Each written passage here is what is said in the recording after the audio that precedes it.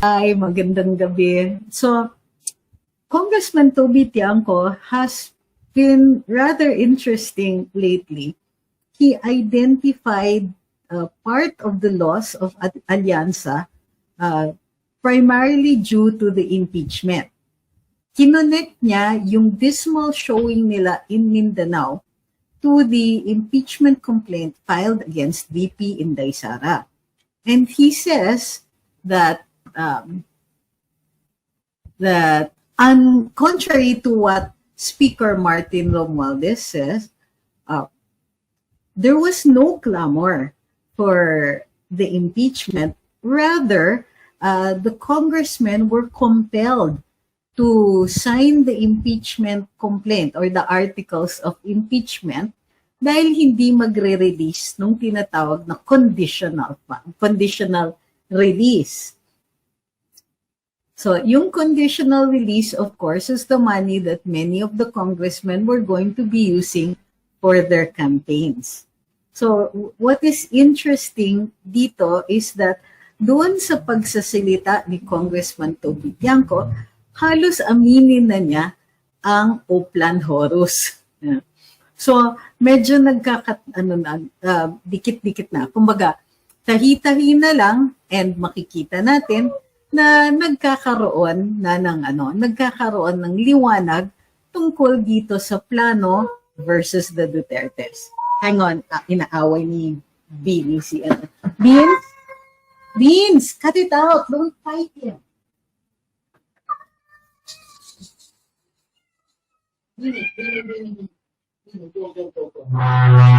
go Beans, go, out. There you go, good boy. Sorry po. Sometimes the cats fight, so ina-avoid ko lang yung away ng dalawa. Si Beanie kasi is the alpha male and ang kulit eh. Tapos even at night, pag kayo matutulog na, he insists on guarding the bed so walang makalapit na ibang cats. So lately he's been very territorial. So okay, back to the kwento. So yung Oplan Horus is being indirectly confirmed dun sa sinasabi ni Congressman Toby. But wait, there seems to be a development. Ang tanong is, who will the president side with? He is related to both. Martin Romualdez is his cousin, and Mr. Congressman Toby, of course, is married to a first cousin of the president, Romualdez din. Hi kay Kuya Gado. Lagi siyang nanonood daw, sabi ni Miss Aiko. Hi, sir. Right. Sabi ni Probability, Oplan Horus, slowly colored by Toby Tiangco. So, ang nakikita natin dito is that si Congressman Toby has been giving interviews at doon sa interview niya with ANC, inamin niya na they did not do well at all. They did not do well at all. And ang sinasabi niya is that it was because they failed, nakaano sila. Parang tinabla talaga sila sa Mindanao. According to him, Mindanao, they had relatively decent numbers in Mindanao, pero parang nasisiro na sila after the filing of the complaint versus Inday. So, nagpa-play out dito is that plus, he also admits that after the kidnapping, they weren't doing very well. So, ayan na, So, the admission is on the part of the administration na they screwed up. They screwed up going after the Dutertes. But wait, hindi lang po yan ang communications na nangyayari.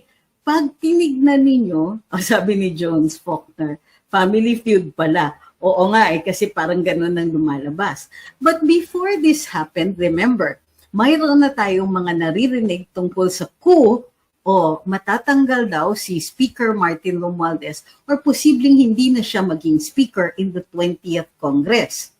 Kasi nga, ang dinig natin is trouble in paradise or trouble between the unholy triumvirate or the unholy trinity of Martin, BBM, and Lisa, hindi na po sila nagkakasundo. At yung nakikita natin dito is that gusto ng palitan si Speaker Martin bilang Speaker of the House. Kasi ang daming negative publicity about him. And parang ang lumalabas is that the actions daw, we're not saying this is true, pero ito po ang pinag-uusapan. At ang sinasabi ay yung mga aksyon daw ni Speaker Martin ay sobrang mabigat ang kamay, walang finesse, walang subtlety. They're going after the Dutertes who are extremely popular, and a single administration may not have the resources to wipe out all their good juju, kumbaga, gathered in the decades of the mayoralty of Rodrigo Duterte plus the 6 years of his presidency. And hey Ronan, can you show out Dini, because he's fighting with he's fighting with Minu. Then put outside Beans. Outside here na lang. No, I put him out there. But he came back here. Okay. So put him out here. Thank you. And then shut the doors. Shut the bathroom door also so he doesn't come in. Thank you.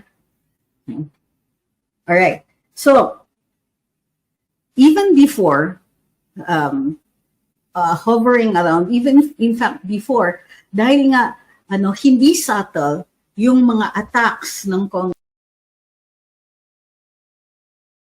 Congress, and of course it was perceived that going after VP Inday Sara was primarily an operation of Speaker Martin. Kung kaya't pinag-usapan na posibleng mapalitan siya at ang mapapalit sa kanya ay si Congressman Toby. But wait, there's more. Ngayon, may umaangat na ibang pangalan, Congressman Albi Benitez, kapapanalo lang in this 2025 elections.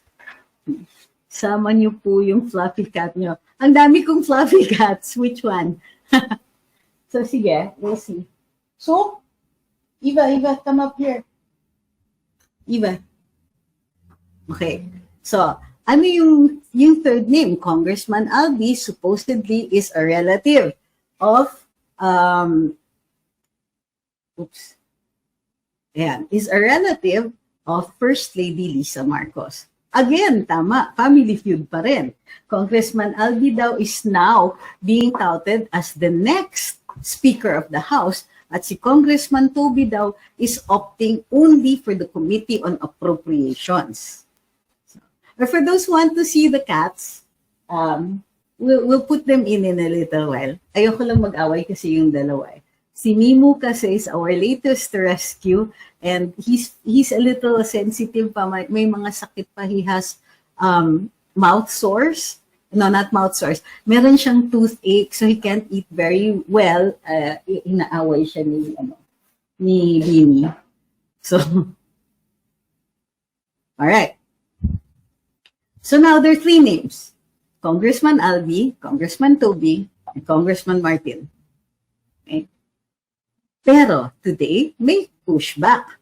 Kasi ang sinasabi is that, yun na nga, how can Congressman Toby claim that that the reason for the dismal showing was the insistence on the impeachment?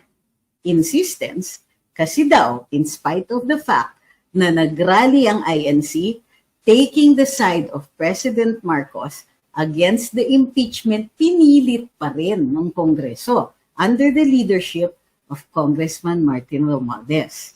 Okay. Pinilit pa rin daw, sabi ng side ng Congressman Martin. Anong pinilit? There was a clamor. Sagot ni Congressman Toby, paano nagkaroon ng clamor? Kaya lang pumirma yung ibang mga kongresista ay dahil inipit niyo yung pera na kailangan ng mga kongresista para sa kanilang mga election campaigns. And in fact, Speaker Martin has been very generous and very helpful to many of the congressmen. Kaya nga marami sa mga congressman ay tumakbo unopposed, including himself, Speaker Martin. Pero yung iba, of course, got the full support of Congress through a conditional release. Doon mong pinag-uusapan ni Congressman Toby yung conditional release. Alam niyo yung feeling ko, yung reaction ko? Are you sure you want to be talking about this? Kasi pera namin yan eh. They're talking about conditional release, conditional release. Conditional release. Ano yan? Para gagamitin ninyo sa campaign ninyo. Wait, are you saying that this is people's money you're going to be using for your campaigns? What? So, okay. Now, but that's not even the end of it. May kwento pa.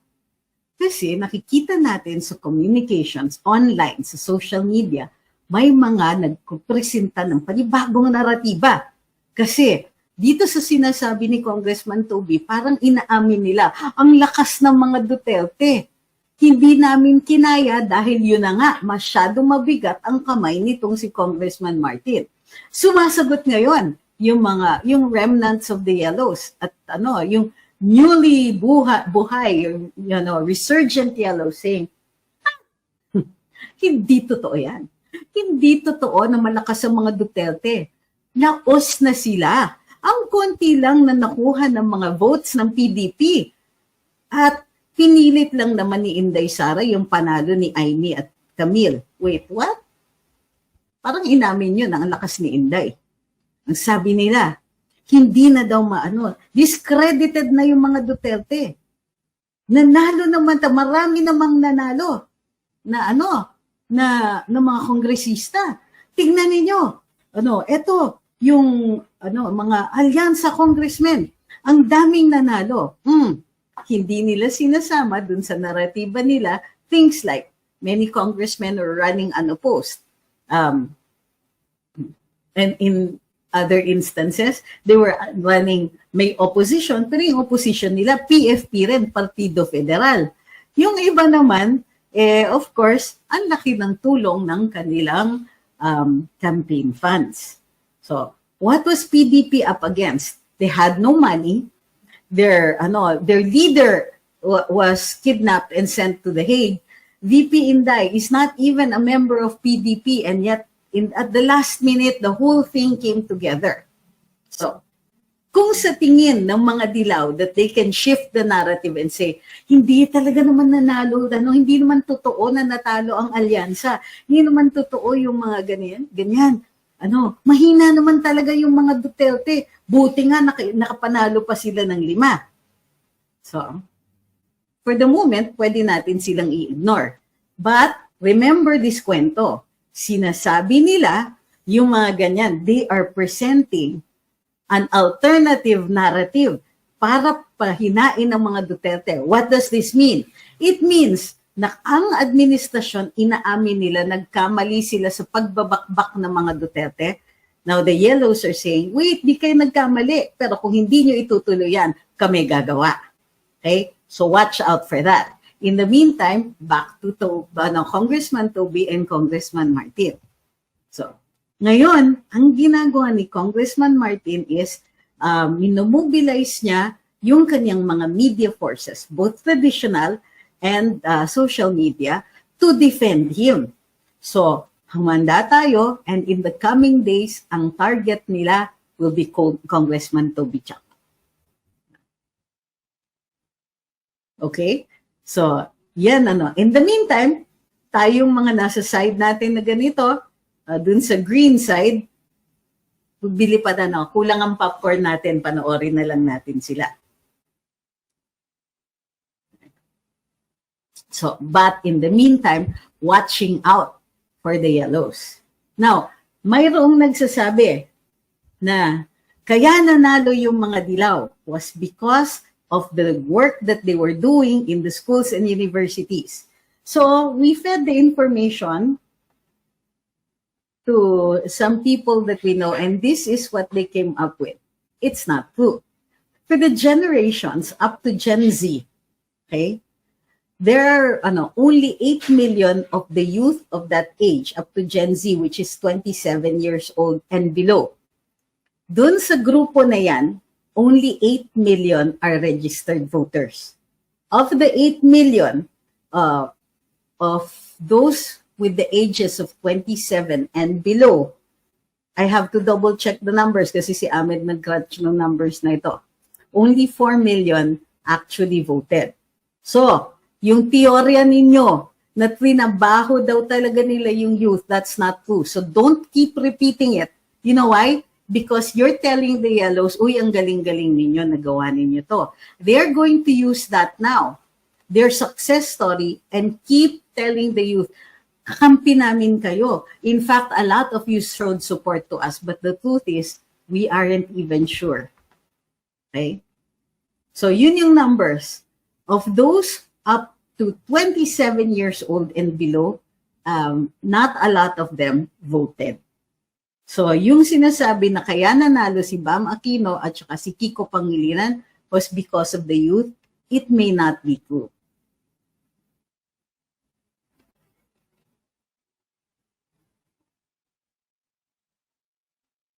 Now, here is what, ang pangsalag natin dun sa mga attempts ng mga naratiba ng mga dilaw. Okay? Number one, hindi nga organized ang PDP, very well organized at the start. Nakahabol sila. Number two, VP Inday and PDP are not, although they are allies, hindi siya member ng PDP. But they came together and were able to present a good showing. Why is it a good showing? Because in the last 3 years, binabakbakan nga nila ng kabila ang grupo na ito. They have been busy with all the social media and all media. Somehow, all of these forces were arrayed against the Dutertes. 3 years yan. How much time did VP Inday and PDP have to put together a campaign? Not much. Kasi by March 11, nakuha na si PRD. I know that they were organizing by November as of last year, October last year. Diba? Even before October, andyan na. I remember I attended at least 2 of the conventions of PDP. So last year, gumagalaw na sila. But in March 11, they lost their leader.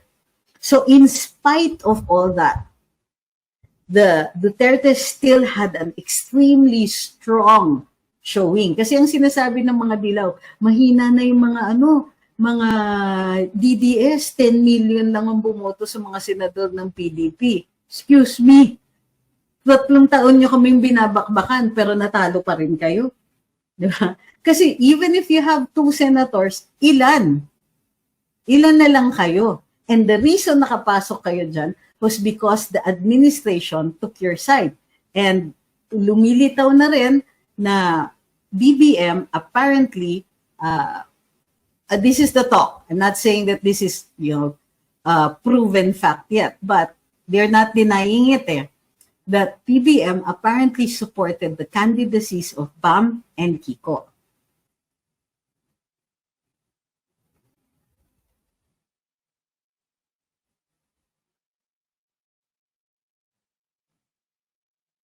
Sabi ni Jake, from my own personal opinion, there's something going on. We know meron nga at alam nyo yon guys. Duterte pa rin ako with no biases period.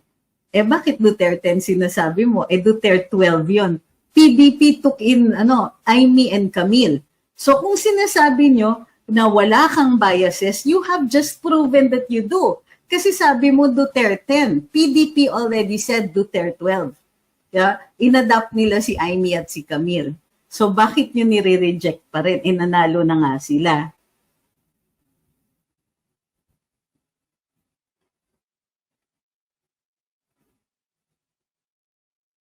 Sabi ni Ray, yung Mike Lopez is the best ally of Inday Sara Duterte. Best tandem. Okay. Oh, love natin si Mike. But I don't know where this is coming from. He has been parang semi-retired. Ito lang talaga, he was really on the forefront of the defeat of Governor Gwen Garcia.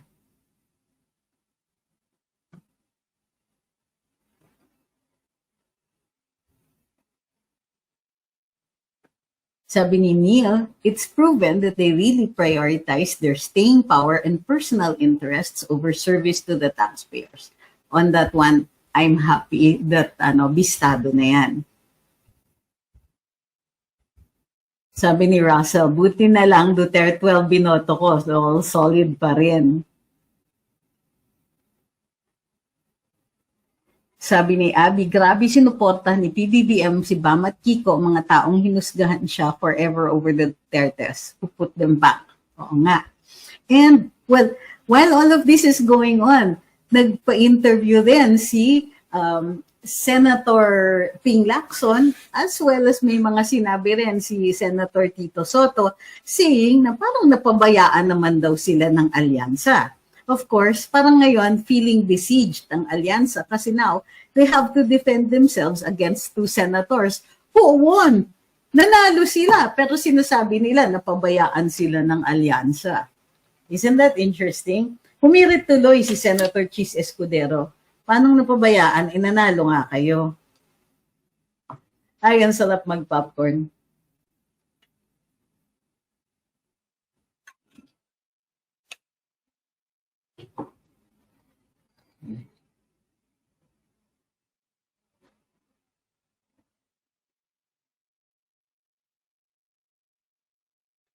Sabi ni Benru, bakit si Attorney Panelo sinasabi may nagtraidor daw sa PDP kaya nasama si Amy at si Villar. Alam niyo may sariling mundo si Attorney Panelo. Kasi parang ang lumalabas si VP Inday pa ngayon yung traidor. Grabe naman, di ba? And also galit siya kay Spokes Harry. So I don't know why he is saying that.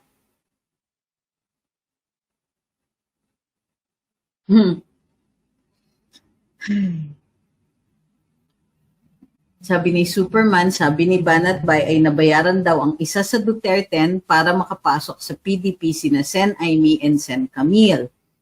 I have no evidence of that.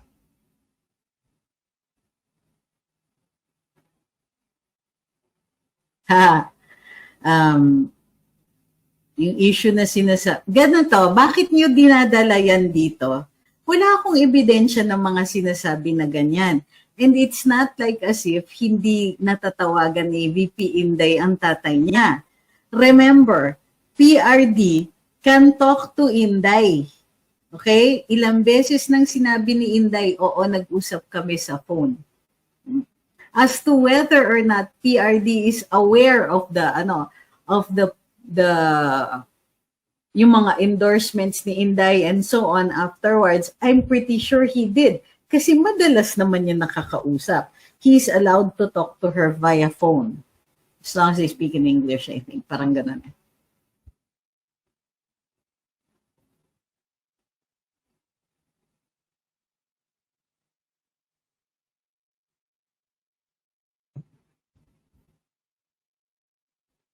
So, ang tanong ko, ang mga tinatanong ninyo sa akin, bakit sinabi ni Banatbay ganito? Bakit sinabi na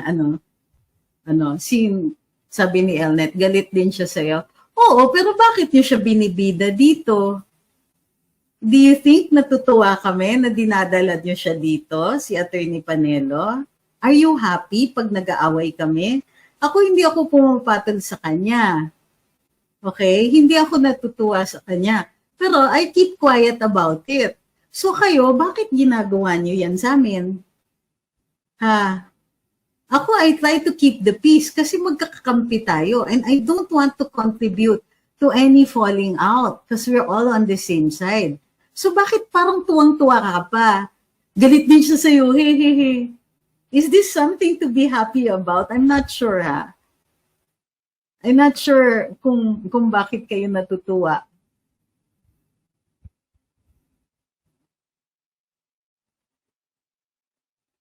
So, matagal ko na ring sinagot yan. Alam ko naman na ayaw ni Attorney Sal sa akin. But I have kept quiet.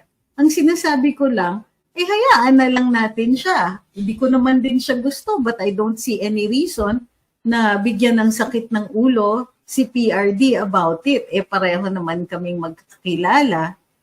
Di ba?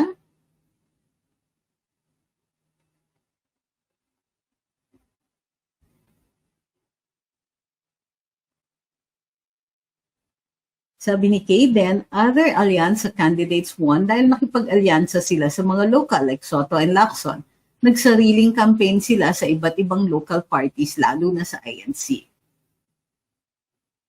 Sabi ni J. Matthew, itong si Ping Pong, balimbing talaga, kakasabi lang niya, nakakakilabot yung suporta ni BBM sa kanila, tapos may ganyang pahayag sila.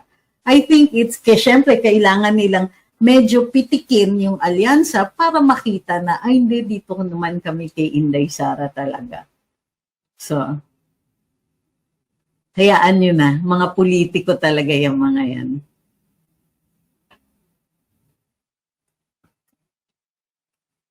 Thank you for the reminder from Faz Gamer X.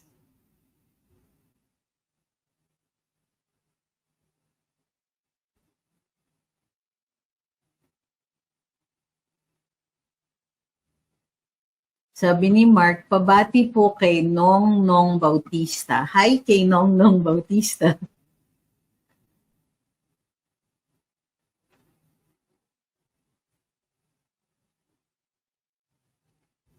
Sabi ni Marky, ikaw Toby o Tambi? Neither. Bakit kailangan may kampihan? Yeah? Ako, ang kakampi ko dyan, popcorn. Panoorin ko lang sila nag-away.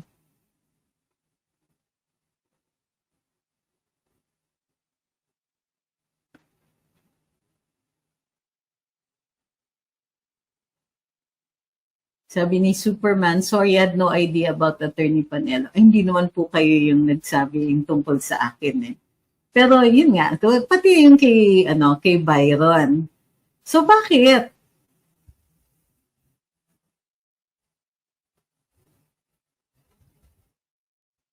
Sabi ni Awi, also, why ask, bakit sinabi ni Banat-Bay? Eh di tanong nyo si Banat-Bay, why ask attorney, hawak ba niya to, hawak ko ba si Banat? Magkaibigan kami ni Banat, yun ang gusto ko din sa kanya. Kasi we can hold these different opinions, pero hindi kami nag-aaway ni Banat-Bay. So yun ang, at least, the nice thing about him is hindi siya name-personal pagdating sa sa mga ganyang opinions. Magkaaway yata silang dalawa ni Maharlika